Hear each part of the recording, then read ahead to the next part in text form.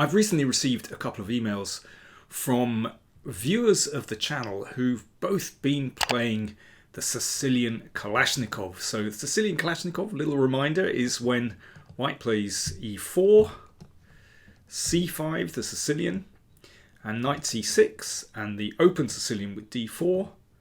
And now this challenging move e5. Now white's knight has a lot of options, but really the only test of black's strategy is knight b5. But this leads to complicated positions after d6, and this is really the start of the Kalashnikov variation. And as many of you will know, I've produced a course on Chessable with this opening, and also a book for new in chess. And incredible timing. The course on the Kalashnikov is actually on sale just for a few more hours on the Chessable website, along with my Anti-Sicilians course as well. So do check it out. You can get to the repertoire with my written explanations, or you can add to that with the video explanations as well, which is of course more vivid. So sale on at the moment. Right, let's get back to this. So these two games that were sent to me, both players very proud of their performance with the Kalashnikov. So I'd like to show you both games. This first game was played with black Hector Faria, who's a club player, and this was a rated classical game. Now I'm not sure whether this was over the board or just played on Lichess, but anyway, rated classical game. So Hector Faria playing black. I can see that there's some software glitch here saying he's a grandmaster. He's not a grandmaster. Anyway, let's have a look. Knight c3. So this is one of the main lines. And of course, very sensible, bringing a knight out. a6, pushing the knight back to a3. And then bishop e7. And this is my recommendation in the course. You can play it in lots of different ways. Bishop at e6 is possible. You can also play b5. But bishop e7, preparing knight f6. Knight d5, that's one of the main moves. You can also play knight c4. Knight f6, and I think this is the best way to play, challenging the knight and the pawn on e4 straight away. Now white decides to take the bishop, and knight e7. It's a good move.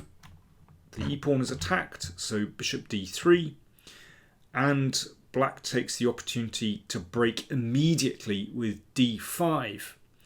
Well played. This was my recommendation in the course, and this is absolutely typical of the Kalashnikov. I call this liberation station. Once you get this break in, it liberates black's pieces. But not only that, black has this very nice 4 versus 3 pawn majority. And those 4 pawns give black control in the center. You can see that this is a center pawn, gives black control. And later on, it might be possible to actually advance these pawns and to form a steamroller. Well, let's see what happens in this game. So bishop g5. Let's push the bishop. Let's put the question to the bishop, which goes around here. Now, I reached this position in the course, and there I recommended knight f4, and it gives black some initiative. Actually, looking at this position again, there are lots of good moves here. I quite like this, actually, just pushing on straight away, and then knight f4 with the idea of maybe bishop f5. You can see that knight on a3 is really stranded. But Hector played b5. Also very typical of the opening. Maybe the bishop will come to b7. And it keeps this knight a little bit bottled in. Bishop e4 played.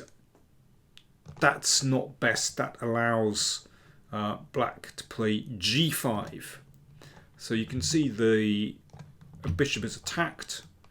So white needs to exchange off that very nice bishop. Bishop g3. So this is threatened, and knight f4. I think it's a good move. black doesn't need to fear the exchange of the knight, and it just sort of shuts this bishop out of play, really. And this knight is the problem here. Now white does play bishop takes knight. And actually I think black has a very pleasant choice here. G takes f4 keeps that kind of central control, and you never know, black may be able to use the G file. But Hector played E takes f4, also very nice. I mean, that gives black's king a little bit more protection. It's maybe a little bit safer than G takes f4, but I think also gives black the advantage. So let's see why. Well, this knight is a massive problem. You can see this bishop is going to fly out to f5, maybe b7, maybe e6. All these moves are tempting. And black's development is very easy. Also, these pawns, I know you could say there's a double pawn, so they've been sort of compromised a little bit, but actually this pawn can be very useful, as we're going to see. Queen f3, hitting the rook. Rook b8. Yeah, it's a nice move. Rook d1, queen f6. I think black can feel very happy now that the queen has joined the pawns on the king side, so the king is well protected. Queen is looking very nice on f6. And bishop b7, hitting the queen. Now black takes the initiative. It is very unpleasant for white. And this pawn comes good, f3. So you can see this is going to create a mating net around the king. g3 played. And queen e6, so very clear what black wants to do here. And white is in dreadful trouble. And the game ended like this. Queen h3, exchange on d8, and rook g1, preventing queen g2 mate, but rook e8, threatening rook e2, and you can see where white's king is not getting out of this one, and all supported by this very nice bishop. And yeah, look at that knight. Just hasn't got in the game. Queen d1, white is trying to do something with the queen, but it's too little too late. Knight c2, bishop e4. That's going to protect the king. It's going to be very safe here.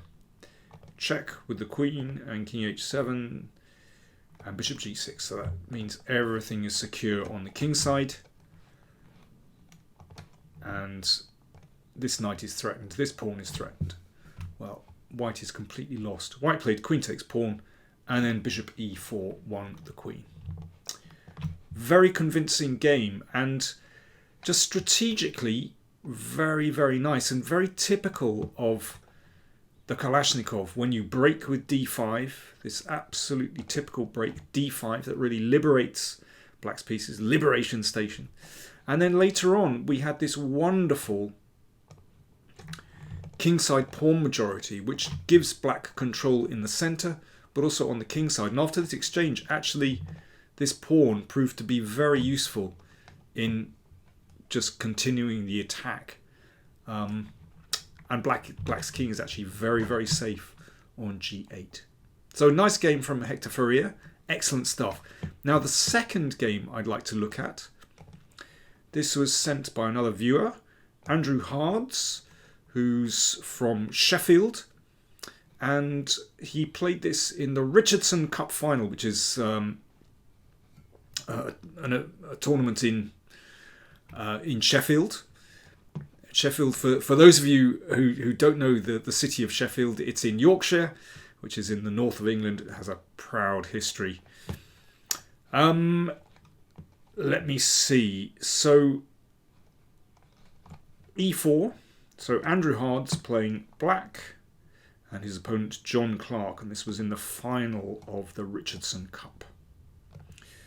So it's a Kalashnikov again. And Andrew tells me that this was only the second time that he'd played the Kalashnikov, but he did it extremely well.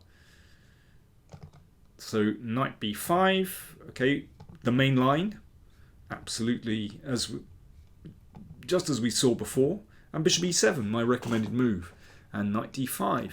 So in the previous game we saw knight f6, which was my recommendation. Actually, Andrew plays bishop e6, which is very typical of the Kalashnikov to put the bishop on this square. It's a very chunky square, I like that, and puts a little bit of pressure here. I think knight f6 is more accurate. Anyway, that said, let's carry on. Knight takes bishop. There wasn't really any need to exchange off the knight for the bishop. But we have a very typical situation. Bishop c4. Okay, white is, trying to develop the king side. But this gives black the chance to break in the middle, exactly as in the last game. d5, liberation station. This is excellent. Just liberates black's pieces and gives black a favourable pawn structure, which, as we'll see, persists right through to the end of the game. So white has to exchange. Exchange of bishops. If your opponent has 2 bishops, it's always good to exchange off one of those bishops. And I like this. A very straightforward continuation. No messing about, going straight for the endgame, because this endgame is definitely favourable for black. Because of this 4-3 kingside pawn majority. Gives black more control in the centre, and there could be a chance to actually roll these pawns down the board later on. Much better chances of that happening than white actually realising the queenside pawn majority. Both sides castle. It's already quite difficult for white actually, because you can see this knight is rather stuck on a3, and even if it moves into the middle, it doesn't help that much actually. I think black is in control here. Simply rook d7. Black has time to double on the d file, and that's already quite unpleasant. It's just long-term pressure. It's hard for white to shake that. But white didn't like the look of that lovely knight in the middle of the board, understandably. Now, we don't have knight f4 here. I think Andrew makes a very good decision to come to b4, where it looks at these squares. a2 is threatened. Okay, it's defended at the moment by the rook, but that's rather annoying for white. But it also looks at c2. You can see that knight can't get into the game. And also looks at that wonderful d3 square that's been weakened by c4. c4 really didn't look right. Bishop d2 and rook fd8. So simple chess. Let's just put a rook to the open file. And yes, because of that pawn on a2, it's actually very difficult for white to challenge rooks on the d file. Rook d3. Perfect. Just use that weakened square and double rooks. Very effective. So once black controls the open file, it's very difficult for white to find counterplay, and then black can just build up really steadily.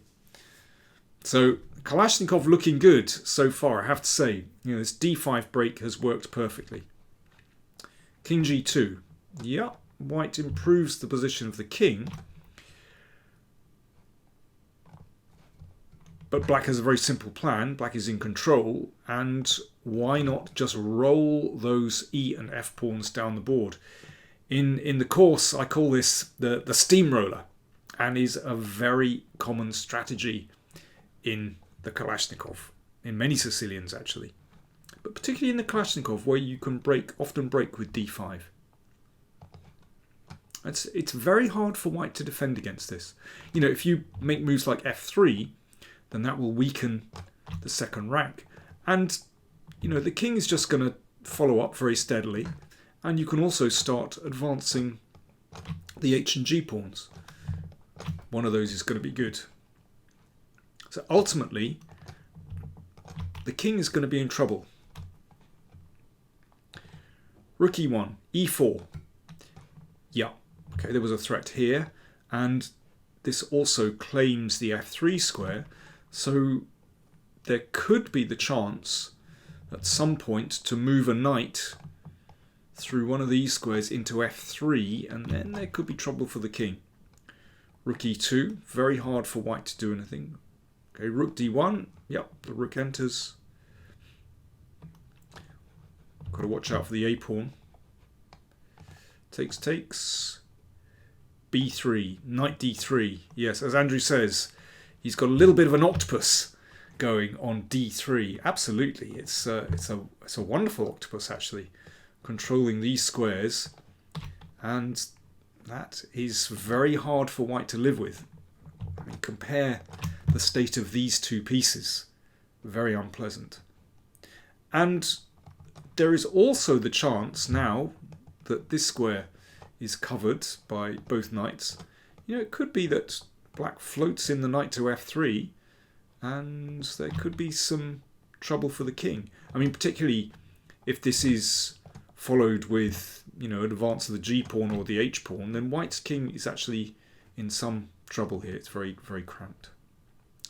So f3 is a very understandable move. Now it starts to get tactical. You can see once there's sort of piece interaction, and you know, this knight is floating around, then there's all kinds of interesting things going on. Rook c1 is a very crafty move, hitting the bishop, and there is big trouble for white now. Rook c2, covering, and here, okay, I'm just going to stop making moves for the moment and give it over to you. What black to play? What would you play here?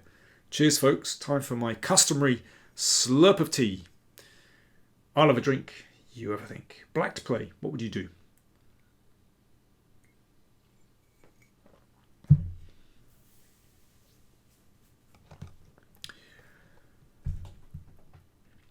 Andrew played king f7. Very steady, very sound. Just bringing the king up the board so that it follows these pawns, and those pawns can, you know, be protected by the king. Very nice. You know, those pawns carve out beautiful territory, allowing the king to advance. But there is a tactic here. Pawn takes pawn check. Fork number 1. And when that's taken, fork number 2. That just wins the exchange and wins the game very easily. But king f7 is absolutely sound. You know, it's just very typical of this opening, that you just bring the king up to support those pawns.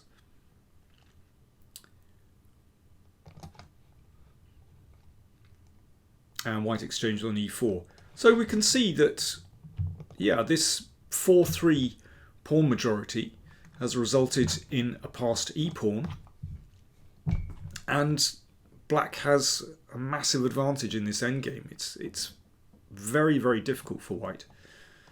It's probably lost already, actually, particularly considering this pawn is about to drop, and the state of that knight hasn't got in the game at all. So let's see, knight c2, this is what happened, this is what happened. Takes, so pawn is in the bag. Knight b4, and really, I mean, it's a winning endgame. Very nice move, covering f2. You can see the pawn covers f3, so it's going to take longer for the king to come around to attack the pawn, and basically that means black has everything under control. It's a winning position. Let's see what happened. And these pawns are vulnerable as well, actually. So it went b4, g6, that's fine, getting it on a light square, so that means the king is free to advance. King came up, and knight e5 hits that pawn, which is rather annoying. You can imagine if that pawn, obviously the pawn endgame is winning for black. If that pawn advances, then the king comes through to d5, and it's not going to be too long before that pawn is going to fall, winning easily for black. So it went king e3 instead. King f5, covering the pawn. And okay, this is where some calculation is involved, because obviously the king is going this way, and black has to calculate, okay, what's happening with the e-pawn. Well, it's all good news, and this was well calculated. King d3, so the pawn covers this square, so once this one is eliminated, then pawn goes home. Now, both sides queen, but of course, by this point, black has an extra knight, so it's that famed matter of technique. So it's basically winning for black, but yeah, still got to be very careful. Let's just zip to the end of the game very quickly. That's a nice move. Covering the pawn, covering the knight as well, making sure everything is protected. Well, it's pretty simple. But it might not have felt like it at the time. But let's just go through to the end really quickly.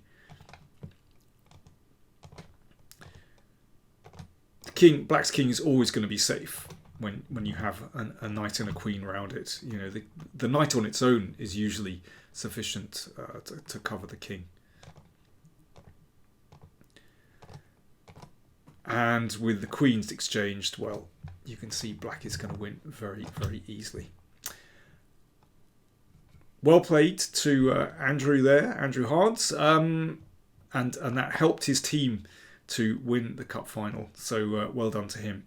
And I really like that game because it is so thematic and so typical of the Kalashnikov, where actually strategic themes are really important. It's not just about, you know, crazy mad variations in the Sicilian. In fact, you know, positionally, this is just so thematic, and this idea of realizing this 4-3 pawn majority is so common in the Kalashnikov and many other Sicilians as well, but particularly in the Kalashnikov, where you've got that advanced pawn on e5. So really nice game.